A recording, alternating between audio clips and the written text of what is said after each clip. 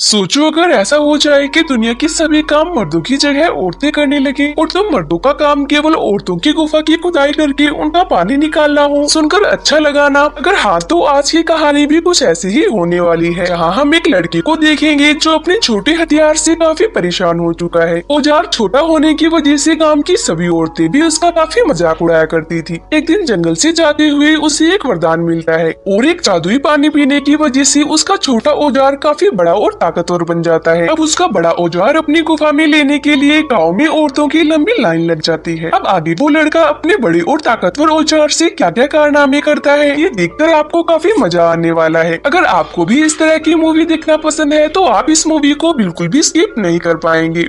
आज की कहानी एक ऐसे गांव की है जहां सारे के सारे काम सिर्फ औरतें ही किया करती थी, जैसे घर चलाना या खेती बाड़ी करना, और घर से बाहर के जितने भी काम हो सब औरतें ही करती थी, जबकि मर्दों का काम अपनी पत्नियों की प्यास मिटाकर उन्हें खुश करना था। इस गांव की औरतें पूरी पूरी रात घोड़ी बनकर अपनी खुदाई करवाती थी, मगर फिर भी उनकी जिस्मानी भूख नहीं मिटती थी, जिस कारण आदमी पूरी रात उन घोड़ियों की सवारी करते करते थक जाते थे, पर फिर भी अपनी पत्नी की आग नहीं बुझा पाते थे। एक दिन पास के गाँव के कुछ टपोरी लड़के इस गांव के ढाबे पर खाना खाने आते हैं। तभी उनके सरदार की नजर मियून नाम के एक आदमी पर पड़ती है, जो कि काफी सीधा साधा लग रहा था। सरदार को कुछ ज्यादा ही गर्मी चढ़ी हुई थी, इसलिए वो मियून को छेड़ने लगता है। इस बात से मियून को बहुत गुस्सा आता है और वो अपने सामने पड़े जलते हुए कोयले को अपने हाथ में उठाकर पानी में फेंक देता है, ताकि वो अपने गुस्से को काबू कर सके। मगर सरदार अपने गुस्से को काबू नहीं करता। देखते ही देखते वो मियून को थप्पड़ मार देता है, जिससे मियून को बहुत गुस्सा आता है और वो सरदार की अच्छी खासी धुलाई कर देता है। सरदार के बाद मियून उसके चेलों की भी हड्डी पसली तोड़ देता है। मियून का जिस्मानी जोर देखकर वहाँ मौजूद सभी लड़कियों की गुफा में पानी आने लगा। वो सभी यही सोचने लगी कि जितनी जबरदस्ती ये लड़ाई करता है उतनी ही जबरदस्ती ये लड़कियों की खुदाई भी करता होगा। पर तभी वहाँ पर एक दादी अम्मा आकर उन्हें कहने लगी, उसे देखकर गलतफहमी मत पालो, क्योंकि हाथी के दांत दिखाने की और खाने के कुछ और होते हैं। ये सुनकर सभी लड़कियाँ उनसे इसका मतलब पूछती हैं। तब दादी अम्मा उन्हें बताती है कि इसके पास केला नहीं केली है, जो बरसों से बेहोश पड़ी है। ये सुनते ही सभी लड़कियां मियून की तरफ देखकर जोर जोर से हंसने लगती हैं। मियून भी ये सब देख रहा था, लेकिन वो चुप रहता है। कुछ देर बाद मियून का बड़ा भाई क्यून कहीं जा रहा था। क्यून काफी हैंडसम था। गांव की सभी लड़कियां, औरतें, यहाँ तक की बूढ़ी दादियां भी क्यून की दीवानी थी। वो जब भी नदी में नहाने जाता तो जिस्म की प्यासी लड़कियां उसे छुप छुप कर देखती रहती थी। इधर गाँव की लड़कियों को रोज अपने ऊपर हंसता देखकर और अब अपने बड़े भाई के हथियार की तारीफ सुन सुनकर मियून पगला सा गया था। वो दारू पीकर ढाबे पर तोड़फोड़ करने लगा, जिसके बाद उसका भाई अपने कंधे पर उसे लाद कर घर ले जाने लगता है। और रास्ते में उनकी मुलाकात किम नाम की एक लड़की से होती है, जो नदी के पुल पर अपनी टांगों को हवा में लहराते हुए नाच रही थी। उसका नाच और खूबसूरती देखकर क्यून का संतुलन बिगड़ जाता है और वो मियून के साथ नदी में गिर जाता है। पानी में गिरने से दोनों भाई पूरी तरह भीग गए थे, इसलिए वो नदी किनारे आग जलाकर अपने कपड़े सुखाने लगते हैं। दोनों को देखकर साफ साफ पता लग रहा था कि इन दोनों में जरा सी भी नहीं बनती, लेकिन ये हमेशा से ऐसे नहीं थे। दरअसल 4 साल पहले दोनों भाई एक मेले में राइस केक बेच रहे थे। तभी पता नहीं कैसे पर मियून की पैंट में आग लग गई थी। आग मियून के हथियार वाली जगह पर लगी थी, जिसे देखकर क्यून बिना कुछ सोचे समझे अपने भाई को बचाने के चक्कर में उसका हथियार अपने पैरों से पूरी तरह कुचल डालता है। यहाँ आग के साथ साथ मियून का चिराग भी बुझ गया था। बस यही कारण था कि मियून अपने भाई क्यून से बात नहीं करता था। एक दिन गांव के कुछ लड़के किम के खूबसूरत बदन के बारे में बात कर रहे थे। तभी एक ठरकी लड़का बोला कि किम रोज रात को झील में नहाने जाती है। ये सुनकर दूसरा ठरकी कहता है, तो चलो हम आज ही उसे देखने चलते हैं। म्यून भी पास ही बैठा उनकी सारी बातें सुन रहा था। रात होते ही सभी ठरकी बिना कपड़ों के झील में नहाने पहुँच गए। म्यून भी उनके साथ ही था। म्यून को देखकर सभी लड़के उसका मजाक उड़ाने लगते हैं। वो अभी बातें कर ही रहे थे कि तभी वहाँ किम भी आ जाती है। किम का भीगा चमकता बदन देखकर सभी के हथियार उछलने लगे थे, बस म्यून को छोड़कर। इसी बीच किम उनसे कहती है कि मेरी जूती पैर से निकल गई। इतना सुनते ही सभी ठरकी उसकी जूती लाने के लिए रेस लगाने लग गए। अगली सुबह जब किम अपने घर से बाहर निकलती है तो घर के बाहर एक मिठाई का बॉक्स पड़ा था। ये मिठाई म्यून ने ही यहाँ रखी थी और इस बात का पता किम को भी लग जाता है। वो जान गई थी कि म्यून उसे चाहने लगा है। वो म्यून की दी हुई मिठाई बड़े ही चाव से खाती है। कुछ देर बाद जब किम झील में नहाने जाती है तब गाँव के छिछोरे लड़के उसे छुप छुप कर देखने लगते हैं। तभी वहाँ कई और लड़कियाँ नहाने आती हैं और उनकी नजर उन छिछोरों लड़कों पर जाती है जो किम को नहाते हुए देख रहे थे। ये देख सभी लड़कियाँ किम को मारने पीटने लगती हैं क्योंकि उनका मानना था कि किम जानबूझकर सभी लड़कों को अपनी ओर आकर्षित कर रही है। तभी क्यून वहाँ आकर किम को बचाकर अपने साथ ले जाता है। क्यून को यहाँ देखकर छिछोरे भी वहाँ से भाग जाते हैं। उसी रात को क्यून अपने छोटे भाई म्यून को बताता है कि मैं जल्द ही शादी करने वाला हूँ। म्यून अपने भाई को बधाई देते हुए पूछता है कि लड़की कौन है। ये सुनकर क्यून उस लड़की को वहाँ पर बुलाता है। उस लड़की को देखकर म्यून का दिल चूर चूर हो गया क्योंकि वो लड़की और कोई नहीं बल्कि किम थी। किम को अपने भाई के साथ देखकर म्यून की हालत देवदास के जैसी हो जाती है। अब उदास म्यून जंगल में आता है जहाँ उसकी नजर जाल में फंसे एक बंगाली बाबा पर पड़ती है। म्यून जल्दी जल्दी उसे जाल से बाहर निकाल लेता है जिससे खुश होकर बंगाली बाबा म्यून की कोई एक इच्छा पूरी करने का वचन देता है। म्यून ने बाबा को अपने बेहोश हथियार की पूरी कहानी बता दी जिसे सुनकर बाबा उसे एक जगह का पता बताकर कहने लगा कि वहाँ एक खम्बे के नीचे जादुई पानी की बोतल दफन है। तुम बस उसमें से एक घुट पीना, ज्यादा मत पीना वरना पूरे गांव की औरतों की पिछवाड़े में दर्द हो जाएगा। कुछ देर बाद म्यून के हाथ में जादुई पानी की बोतल थी जिसे वो एक ही सांस में खाली कर देता है। अगली सुबह जब वो अपने गांव में वापस आया तो उसे पता चलता है कि गांव के सभी आदमी युद्ध में चले गए हैं। जादुई पानी पीने से म्यून का हथियार सच में मर्दाना हथियार बन चुका था। जब वो वॉशरूम करने लगा तो उसके हथियार से निकला वॉशरूम पूरे गांव को हैरान कर देता है। देखते ही देखते ये बात पूरे गांव में फैल जाती है। जो औरतें पहले म्यून का मजाक उड़ाया करती थी अब वो सभी उससे अपनी ठुकाई करवाने के लिए बेताब हो रही थी क्योंकि उनके पतियों के घर में ना होने के कारण उन्हें जिस्मानी सुख देने वाला कोई भी नहीं था। म्यून ये सब देखकर बहुत खुश था पर फिर भी वो अपने ऊपर काबू रखता है। एक रात जिम नाम की एक औरत की गुफा में कुछ ज्यादा ही आग लगी थी। वो म्यून के पास आकर उसे जिस्मानी खेल खेलने के लिए उकसाने लगती है। उसकी हरकतें देखकर म्यून भी अपना आपा खो बैठता है और वो जिम के आगे पीछे दबाकर ऐसी खुदाई करता है जिससे जिम की नाक से खून बहने लगा। जब म्यून जिम की खुदाई कर रहा था तो गांव की सभी औरतें उसे देख रही थी। उसके हथियार का जोश देखकर उन सभी औरतों की गुफाएं में उछाल मारने लगी। जिम अपनी सहेलियों को बताती है कि उसके पिछवाड़े को ठीक होने में कई दिन लग जाएंगे पर इतना मजा तो मुझे आज तक किसी ने नहीं करवाया। जिम की बातों से तो औरतों की जिस्मानी भूख और भी बढ़ गई थी और वो सभी औरतें म्यून के घर के बाहर लाइन बनाकर अपनी बारी आने का इंतजार करने लगती हैं। और म्यून भी पूरी रात सभी औरतों की दबाकर ठुकाई करता है। अगली सुबह म्यून के हथियार के किस्से गाँव की राजकुमारी तक भी पहुँच गए थे जिसके बाद वो भी म्यून से अपनी खुदाई करवाने के लिए बेताब हो जाती है। अगले ही दिन राजकुमारी के कहने पर राजा म्यून को अपने महल में बुलवाता है। वो म्यून से कहता है कि तुम्हें हमारे विरोधी राज्य के साथ एक प्रतियोगिता करनी होगी। अगर तुम जीत गए तो हम तुम्हारे भाई को युद्ध से वापस बुला लेंगे। राजा की बात मानकर अगले ही दिन म्यून प्रतियोगिता वाली जगह पर पहुंच जाता है। इस प्रतियोगिता में म्यून और उसके विरोधी को अपने मर्दाना हथियार पर वजन बांध कर रखना था। जो भी ज्यादा वजन उठाएगा वही विजेता माना जाएगा। म्यून के विरोधी ने अपने हथियार से 30 किलो वजन उठाया था और अब बारी म्यून की थी। म्यून का हथियार इस समय नींद में था। तभी राजकुमारी उसके हथियार को जागने और जोश में लाने के लिए एक केले को ऐसे चाटने लगी जैसे वो म्यून के हथियार को ही चाट रही हो। उसे देखकर म्यून में जोश आ जाता है और देखते ही देखते वो पूरे 120 किलो वजन उठा लेता है। म्यून के इस कारनामे से खुश होकर उसे राजमहल में खाना खाने के लिए बुलाया जाता है। इसी बीच सेनापति वहाँ आकर सबसे कहता है कि क्यून युद्ध में मारा गया लेकिन उसकी लाश नहीं मिली। ये सुनकर म्यून को गहरा झटका लगता है। दूसरी ओर किम की तबीयत लगातार खराब हो रही थी। उसका बुखार उतरने का नाम ही नहीं ले रहा था। तभी एक देसी वैद्य म्यून से कहता है कि तुम्हें अपना हथियार किम की गुफा में डालकर सोना होगा तभी वो ठीक हो सकती है। म्यून ऐसा नहीं करना चाहता था पर किम को ठीक करने के लिए वो रोते रोते उसके गुफा में अपना हथियार डाल ही देता है। वेद का इलाज काम कर गया था। किम ठीक होने लगी थी। अब म्यून का सारा दिन किम का ध्यान रखने में ही जा रहा था जिससे गांव की सभी औरतें दुखी थी क्योंकि किम के चक्कर में म्यून ने उनके साथ जिस्मानी खेल खेलना बंद कर दिया था। थोड़े ही दिनों में गांव की सभी औरतें एक साथ ही गर्भवती हो गई और उसी दिन उन सबके पति भी युद्ध से वापस आ गए। आते ही सभी आदमियों को पता चल जाता है कि म्यून ने उन सभी की पत्नियों की खुदाई कर उन्हें गर्भवती किया है जिसके बाद वो सभी म्यून की पिटाई करने निकल पड़ते हैं। इसी बीच बूढ़ी दादी म्यून को सारी बात बताने उसके घर की ओर भागने लगती है। यहाँ रास्ते में उसकी नजर क्यून पर पड़ती है जो काफी जख्मी था और अपने घर की ओर ही जा रहा था। क्यून को देखकर दादी भागकर म्यून के पास आकर उसे सारी बात बता देती है। कुछ ही देर में उसका भाई भी जख्मी हालत में घर पहुंच जाता है मगर उसके आने से पहले ही म्यून किम को लेकर कहीं छुप गया था क्योंकि किम के साथ संबंध बनाने के कारण उसमें अपने भाई से नजरें मिलाने की हिम्मत नहीं थी। किम भी गर्भवती हो गई थी जिस कारण उसकी तबीयत फिर से खराब होने लगी।